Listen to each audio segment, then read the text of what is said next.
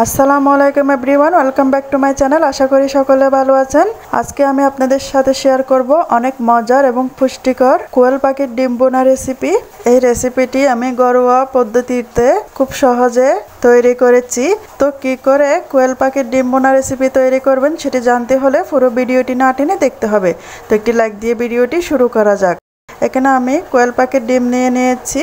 ডিমগুলো আমি আগে সিদ্ধ করে নিয়েছি। 15-20 মিনিট সিদ্ধ করলেই হয়। 15-20 মিনিট সিদ্ধ করার পর ঠান্ডা হয়ে গেলে আমি আস্তে আস্তে এর খোসাগুলো ছাড়িয়ে নেব। এর খোসাগুলোকে খুব যত্নের সাথে ছাড়াতে হয়, না হলে এগুলো ভেঙে যেতে পারে।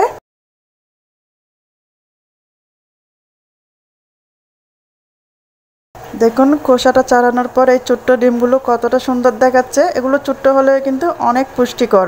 তো সব ডিমগুলোর খোসা ছাড়ানোর পর সামান্য হলুদ মরিচ দিয়ে আমি একটু মাখিয়ে নিয়েছি। এখন এখানে দিয়ে দিয়েছি সয়াবিন তেল।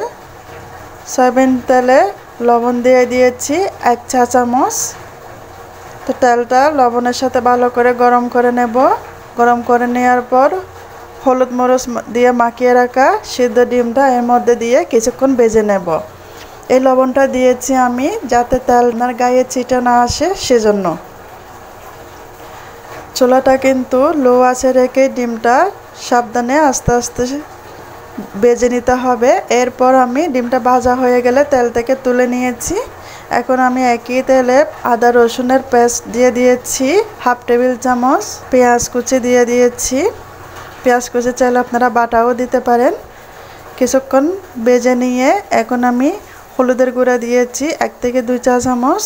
ধনিয়া এবং জিরার গুঁড়া দিয়েছি 1/2 টেবিল চামচ। লাল মরিচের গুঁড়া দিয়েছি 1/2 টেবিল চামচ। লবণ দিয়েছি 1/2 টেবিল চামচ।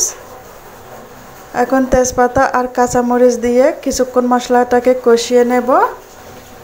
4-5 মিনিট কষানোর পর এখানে আমি পানি দিয়ে দিয়েছি 1/2 কাপ পরিমাণ এবং ঢাকা দিয়ে রেখে পানিটা সহ কষিয়ে নিয়েছি 2-3 মিনিট। 2-3 মিনিট কষানোর পর এখানে আমি সিদ্ধ ভেজে রাখা কোয়েল পাখির ডিমগুলো দিয়ে দিয়েছি। ঝোলটা এর চাইতে বেশি দেওয়ার দরকার নেই। একই ঝোলে আমি রান্না করে নেব।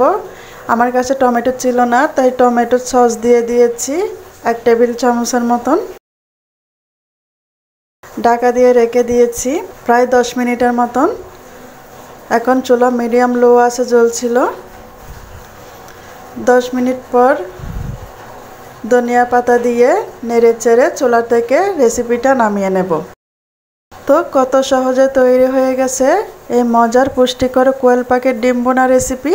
আপনারা যদি ছোট বাচ্চা অথবা অসুস্থ রোগীদের জন্য এই রেসিপিটা তৈরি করেন তাহলে তেলটা এবং মশলাটা একটু কমিয়ে দিয়ে ঝোলটা একটু বাড়িয়ে দিয়ে রান্না করবেন, কারণ এই ডিমের ঝোলেও কিন্তু অনেক পুষ্টি থাকে। আজকের ভিডিওটি যদি ভালো লেগে থাকে লাইক কমেন্ট শেয়ার করতে ভুলবেন না। আমার চ্যানেলটা সাবস্ক্রাইব করে আমার পাশে থাকার জন্য অনুরোধ রইল। আমার নতুন ভিডিও পাওয়ার জন্য পাশে থাকা বেল আইকনটি বাজিয়ে দিয়ে যাবেন। এতক্ষণ আমার সাথে থাকার জন্য আপনাদের সবাইকে ধন্যবাদ। আল্লাহ হাফেজ।